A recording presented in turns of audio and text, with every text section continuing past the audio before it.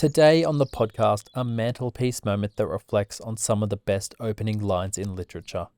A novel that is sure to stir up any frightening realities that we lived through, especially at the start of the COVID-19 pandemic, which might sound odd, made only stranger by the fact that this novel was written in 2014. And of course, the weekly reveal to what magical book I have pulled down from my to-be-read shelf. All of that and more this week on A Novel Review. Hello and welcome to the Literature Podcast, A Novel Review. My name is Seamus, your host, and together we will discuss, dissect, and explore the wonderful world of literature. And the wonderful world of literature is a vast and dense jungle, so let's start making our way through, one book at a time.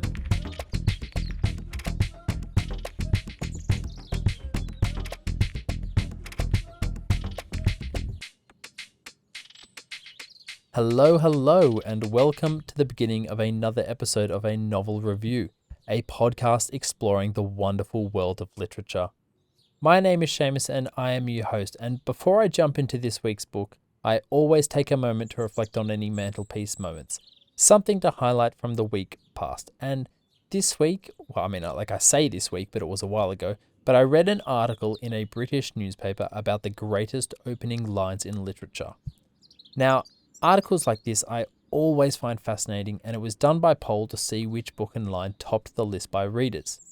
Now, I'll give you a moment to gather your thoughts, take some guesses mentally, shout your answers out if you want. I won't be able to hear them. I will give you a clue. This is a British paper, and so, well, yes, the readers and therefore responders are British. Now, for the top 5. In fact, I'm going to go in reverse because I want to build some suspense. In number 5, we had Harry Potter and the Philosopher's Stone, and the line, "Mr. and Mrs. Dursley of number 4 Privet Drive were perfectly normal, thank you very much." Now, this line surprised me because I didn't think I don't think it's that great an opening line, and I wouldn't have said it was particularly that memorable, especially considering the larger scope of the story. So that was number 5. Number 4 was my boy Tolkien with his luminous line, yes, I am biased, "In a hole in the ground, there lived a hobbit." Brilliant line, though, to be fair. I wouldn't have put it in my top 5 of most memorable opening lines, but I do think it's a great line to start burrowing into the story. Number 3, we had J.M. Barrie's Peter Pan, and his line, "All children except one grow up." Now, that's a very solid line, really gets you thinking straight away about what kind of story this will be. Happy for it to be there, that's fine. Number 2, we had George Orwell's 1984 and the line, "It was a bright cold day in April and the clocks were striking 13. Yep, yeah, brilliant line. The reference to April makes us recognize where we are, but the clock striking 13 is just far away enough to make us realize that something big has changed in society without being too far away that we feel disconnected from it. So, yep, brilliant, happy for that to be there. And now, number 1, drum roll please. That was shit. Charles Dickens and A Tale of Two Cities, and the line, "It was the best of times, it was the worst of times." I expected this, especially from the Brits. I actually haven't read this book. It's on my reading pile. I started it once years ago, and I couldn't muster the motion to get going. Maybe something for the new year. So, that was the list. No Anna Karenina, which was a surprise because I think that's one of the best opening lines. But hey, good to have a list that's different from every other list out there. Housekeeping, as always, all the scripts from the episode are available on my website, just in case you know of anyone who has a hearing impairment who might get a kick out of a written version of the pod. So head along, they are all free for use for all to enjoy. Also, all the episodes are available on YouTube with closed captions if that's more your cup of tea. Let's kick things off. Station 11 by Emily St. John Mandel. My second book by her, and I was only slightly nervous. The first book was The Sea of Tranquility, and it was such a fresh amount of fun in a book. I was nervous whether lightning would strike twice. She did not let me down. It was fun, engaging, interesting, and I smashed the book in 3 days. And honestly, since then, I've been in a bit of a book and reading slump, trying to find something that is just fun to match the enjoyment I had with this book. A different kind of trigger warning this week. This book was written in 2014 and details a world ravaged by a pandemic that kills 99% of the population. If you read this book, the opening section is detailing the beginnings of a pandemic, and let's just say that Emily got the detail, the emotion, the denial, the struggle, the confusion, the pain, the isolation pretty fucking spot on. Of course, COVID did not kill 99% of us, thankfully, but it was just so fascinating to see how she envisioned the world and how the world would move through a pandemic. I'm talking about stocking up on food and toilet paper, people not believing it's real, people on ventilators. It was horrifyingly accurate to what almost all of us felt during that time, and so reading it can be a bit triggering for those anxieties because some people had a really, really bad time in that period. I should probably do an overview, but I feel like you can probably gauge the story from what I have just revealed. Basically, a pandemic hits called the Georgia flu, originating out of Georgia, and it kills 99% of the population. Now, this is an Emily St. John Mandel novel, so it's never just that simple. There are a few different timelines, both pre- and post-pandemic hitting, and at the crux of it is the character of Arthur, who has a heart attack on stage while performing King Lear and dies the day the pandemic kicks off. All of the timelines lead up to the eve of the pandemic or take place in a ravaged world, and I think a way to sum up the meaning of the novel is the tagline that appears on the travelling company's wagon. The travelling company, for reference, are a troupe of actors and singers that travel to different towns in a post-pandemic world, performing theatre acts, mostly Shakespeare, and the sign reads, "Survival is insufficient." Now, what do we think of that? Survival is insufficient. It's a quote that echoes shades of the first novel of this podcast, Cormac McCarthy's The Road. A similar book of sorts, though I would say that this novel, Station 11, is perhaps a touch lighter, which doesn't say much. But it is a fascinating quote and a fascinating idea. We are human beings of the human race, and simply surviving I don't think is enough for us anymore. We are consciously aware of the world and need to recognize the beauty, need art and poetry and literature to make sense of the jumbled mess, because so much of what we do with our lives is all the same thing. Trying to make sense of who we are and what this is. Science, religion, may be two different things, but with the hope to explain the chaos of the world.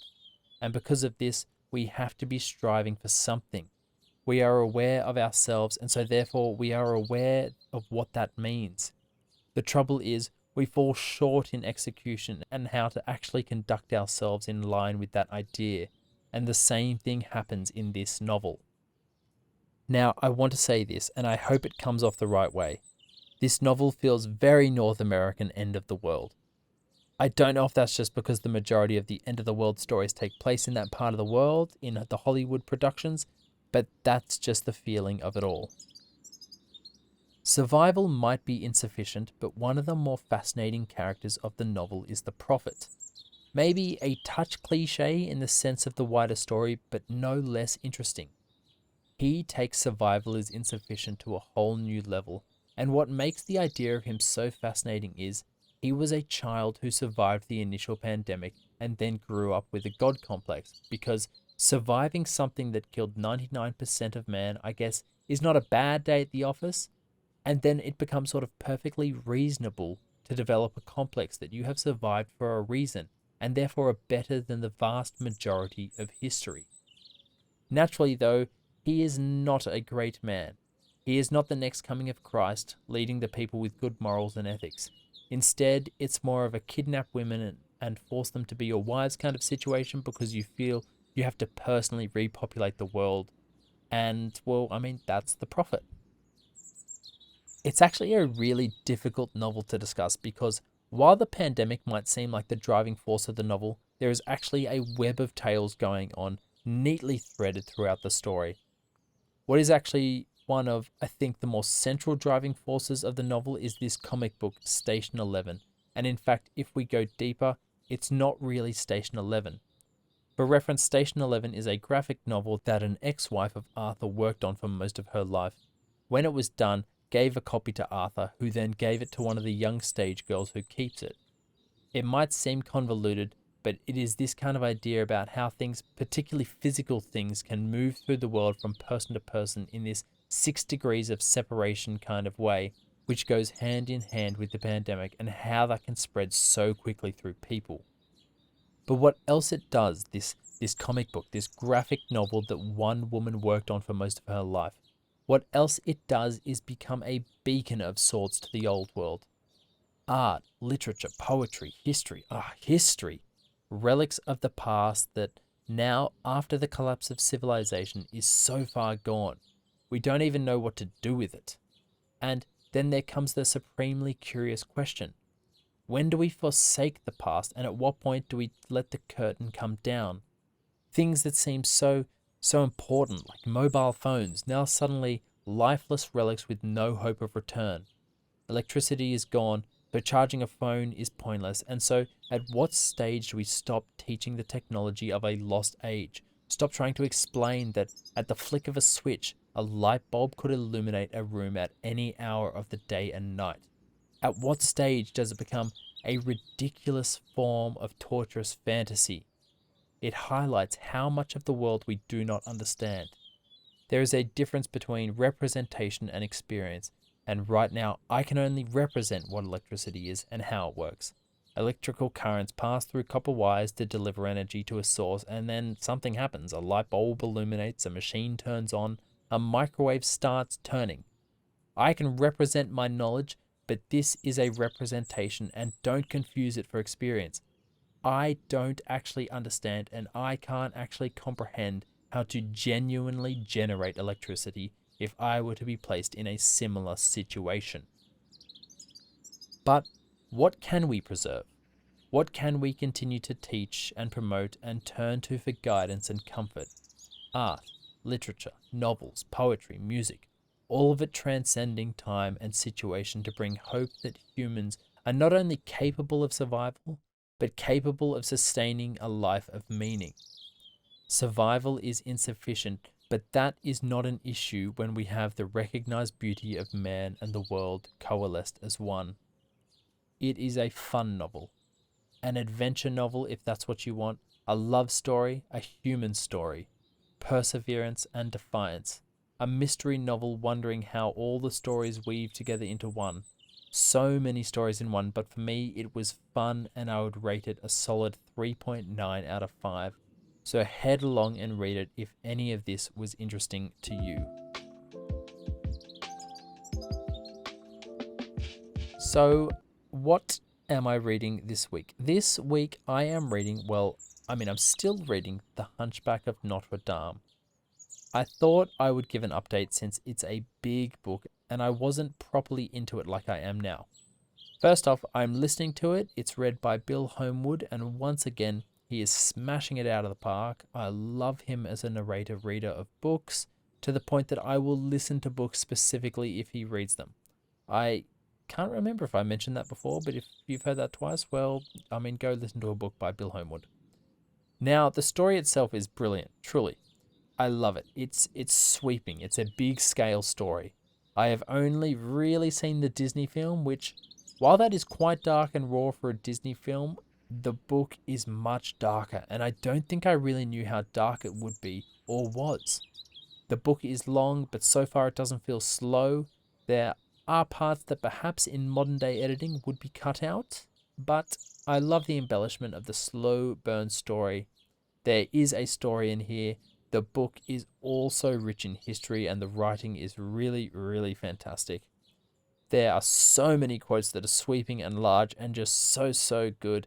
So yeah, this is a little update of the book, episode coming sometime, in the future. Now, before I close out the show, if you have listened this far, please consider hitting those 5 stars. I would really appreciate it. Also, feel free to head along to the website and support the pod. And of course, thank you for your attention. So I think it's time to end this episode. And today, to take us away, I think, Well, I think we've had a lot of quotes today from various books, so let's have the opening line from Anna Karenina, and it reads, "Happy families are all alike. Every unhappy family is unhappy in its own way."